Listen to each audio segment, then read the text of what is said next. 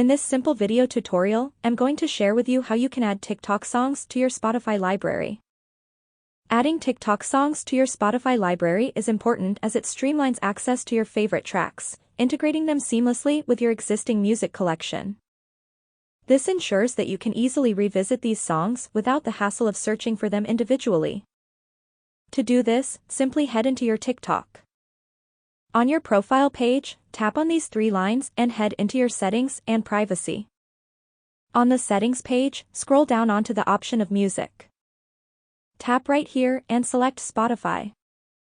Wait for it to load. On this page, tap on Agree and your TikTok account will have access to your Spotify account.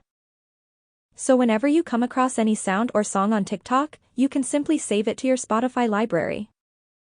That's how easy it is to save TikTok sounds on Spotify. If you have any questions, just let me know in the comments section down below. Please don't forget to leave a like, share and subscribe for more video tutorials like this one.